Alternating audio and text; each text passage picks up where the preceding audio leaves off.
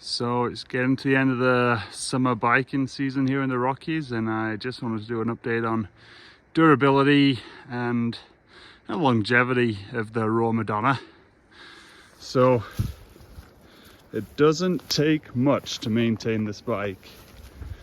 I ride relatively regularly here, a couple of times a week. Do try and keep drivetrain fairly clean. And bearings kind of clear of dirt, but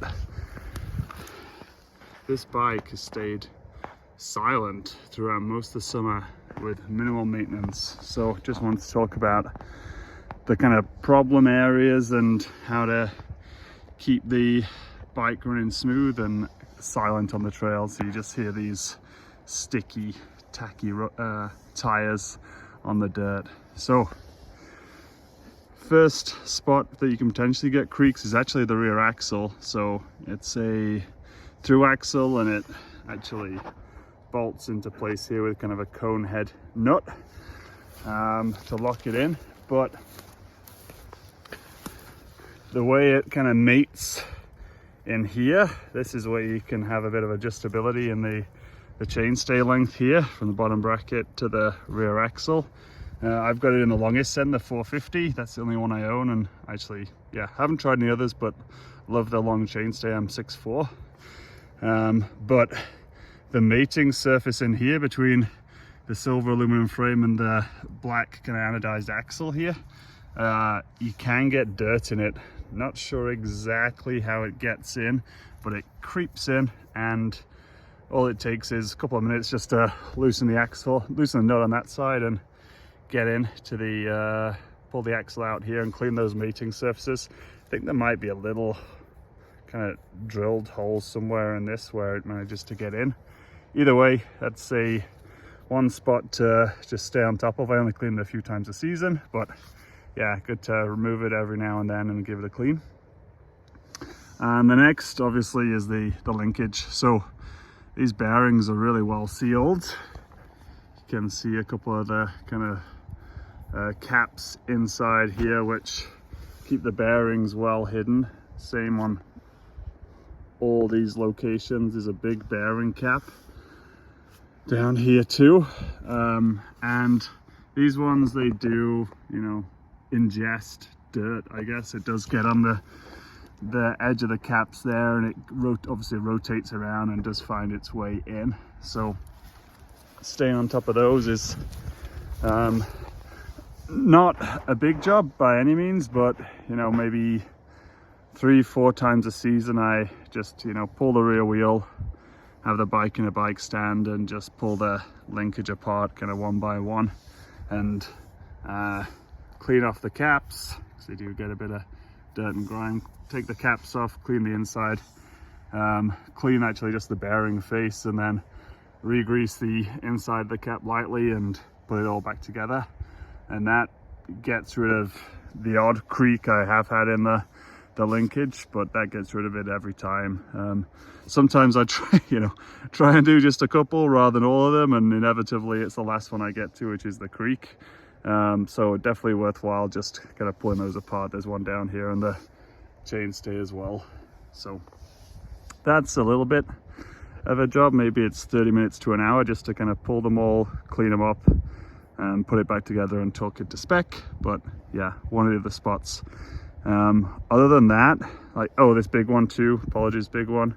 Yeah, that sleeve, you can see straight through it, but that sleeve, you can get some creak in there. Obviously it's in the firing line for dirt, and there's a bit of a ledge down here, but yeah, you do end up getting a little bit of dirt in there. And this one, you use a BB tool on the non-drive side here. There it is. So you can loosen that. And actually, one thing to watch here, you see it's the inner black tube here. It is a circle, but it has like this mating piece here. So this notch, and make sure that is aligned, and make sure when you're putting it back together that that's seated in there. The jib I had previously, it didn't seat perfectly, and it actually, this I think it's aluminum too, but this is a kind of softer aluminum maybe. But anyway, it did ruin the mating surface, and I had to buy a new one of these to fix that problem. So do make sure that you get that seated before you torque it up, otherwise you bend it and yeah, it doesn't fit anymore. You can't torque it up. So that's one of the other spots. Other than that, what an absolute beauty. Still riding today. The dirt's kind of freezing and thawing. I'm out here at 0 degrees at the moment, so the dirt's just starting to soften up, but still having fun, still collecting a little bit on the bike here. And yeah, wonderful bike. I guess last thing before I finish, when you buy the frame, you can get a headset too. There's the option of the A-Cross headset, or you can pay a little more and get the Cane Creek. You can probably just about see it in there. The Cane Creek. I opted for so when I bought the jib, I bought the cheaper A-Cross, and it was just a nightmare. Couldn't stop it creaking no matter what I did, and no matter how many times I kind of pulled it apart, cleaned it, re-greased it. But the Hellbender, I think I have dropped the fork out just once, maybe twice this season to clean up in there. I think I've only had the odd creak once, but other than that, it's more just preemptive maintenance rather than needing to solve a little creak.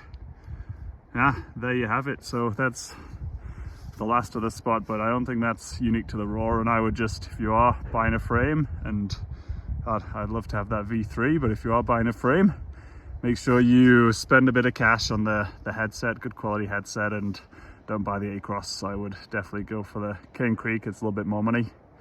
And yeah, just do yourself a favor there. All right, I think that's a wrap. Thanks for staying tuned to the channel. Trying to get my hands on some new bikes coming up here soon. We'll see, but this one's staying in the stable for a decently long time. Absolutely love it. Cheers.